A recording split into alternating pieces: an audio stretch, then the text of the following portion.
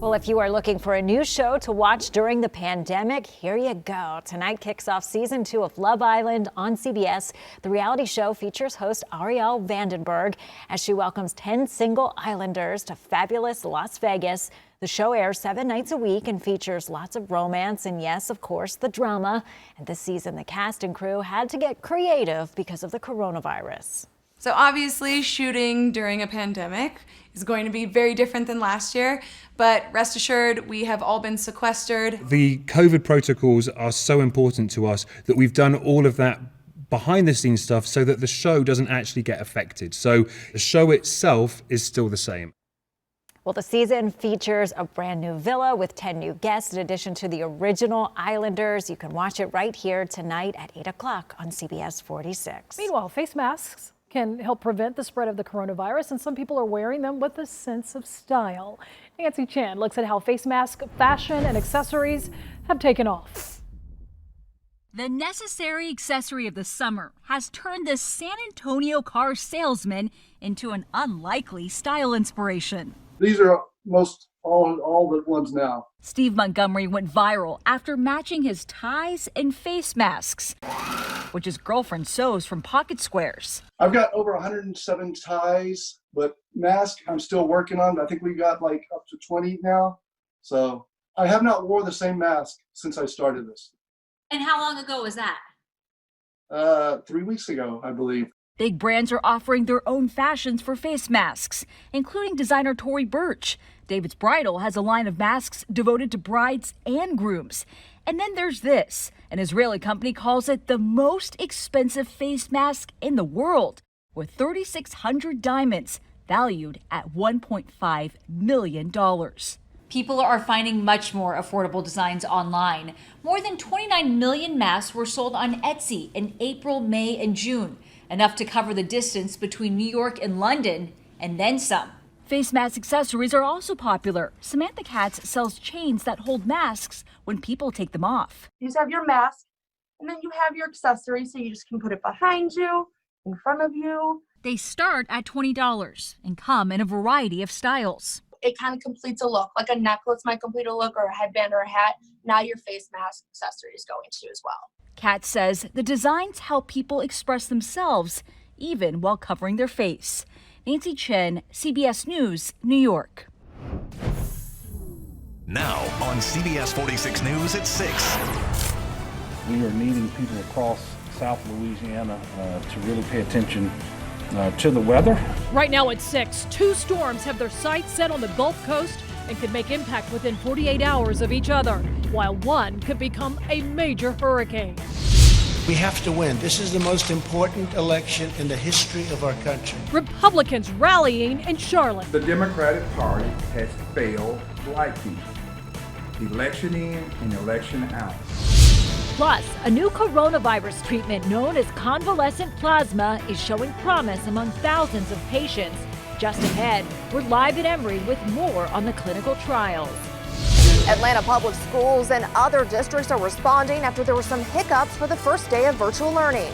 I'm Brittany Yedney, and I'll have those details just ahead. This is CBS 46 News at 6. Getting results. Right now, Tropical Storm Marco approaching Louisiana, expected to make landfall this evening. Thanks for joining us at 6. I'm Sean Gable. Hi, everyone. I'm Alicia Roberts. Let's take a live look right now at New Orleans. Tropical storms Marco and Laura both taking aim at the Gulf Coast. Actually, this looks to be, that is New Orleans right now. This week marks 15 years since New Orleans was devastated by Hurricane Katrina. And for some, the anxiety still is fresh in their minds. Heavy rain, coastal flooding, and potentially even tornadoes are expected. Right now, a live look at Tropical Storm Marco and Laura as the two start to move a lot closer to Louisiana. That's right. Louisiana's governor warning residents not to take any chances. Both storms, of course, coming during a pandemic when resources are already strained. Yesterday, Tropical Storm Laura ripped across the Dominican Republic, rushing water, overtaking the streets of Haiti. And you can see trash is everywhere. Dozens have died, millions without power. Let's go straight to Chief Meteorologist Jennifer Valdez. Jennifer, the big question is, are those two storms going to merge and become worse, as we had heard earlier? Yeah, they are not going to merge. In fact, one making landfall in the next couple of hours, then Laura making landfall on Wednesday. So there's at least a good 48 hours between the storms, but they're heading almost to the exact same area, and that could cause some significant problems for Texas and Louisiana. The one of greatest concern is the one that is furthest away, just now crossing over western Cuba. It is still a tropical storm. It is Laura with 60-mile-an-hour winds, but as it heads into the Gulf of Mexico, it will intensify very quickly to a Category 2 hurricane, if not stronger. The one closer to home here, Tropical Storm Marco, a very weak tropical storm with 40-mile-an-hour winds and weakening as it approaches the Louisiana Gulf Coast. We're getting much of the moisture from Marco, and Marco will be a rain concern for the Gulf Coast, but not expecting much in the way of storm surge or severe weather from that storm, especially as far as the winds go, which tends to be one of the biggest threats with these tropical systems. We are seeing some rain here at home as this moisture continues to surge to the north here from south to north. And now Atlanta, downtown Atlanta, the downtown connector, starting to see some moderate rainfall extending into Decatur and Stone Mountain. And then as we head further to the south and east, some of the heaviest showers in Putnam County, moving into Greene County. As all of this lifts to the north and west, we're going to see that heavy rain over Atlanta in the next hour or so. We'll pinpoint the exact timing and talk much more about the tropics coming up. All right, Jennifer, thank you. In the meantime, you can keep tabs on the tropics with the powerful CBS 46 streaming app. The app will also send you important alerts and notifications. Get it for free from the Apple App Store or on Google Play. Covering DeKalb County tonight, the Board of Health is confirming its first human case of the West Nile virus this year. The patient is a female in her 60s and lives in an unincorporated area of Decatur. Last year, you may recall, one case of the virus was also reported in DeKalb County. That was back on September 13th. We're getting ready to do things like nobody's ever seen before, but the best way to bring unity is success. Success brings unity, and we were there, and then we got hit with the plague. But we won't forget that. I just want to thank the people of North Carolina because, to be honest with you, I felt an obligation to be here. You have a governor who's in a total shutdown mood. I guarantee on November 4th, it'll all open up.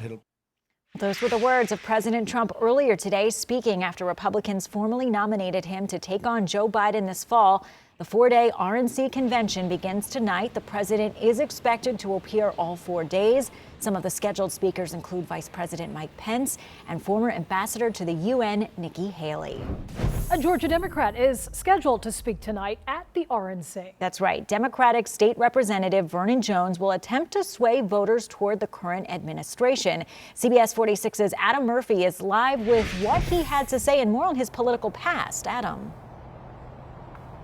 Good evening, Alicia. State Representative Vernon Jones is no stranger to the spotlight here in Georgia, either for his unorthodox views or sometimes his alleged scandals. But tonight, all of that's out the window. He'll be speaking to the nation, and already he's receiving heat from his own political party.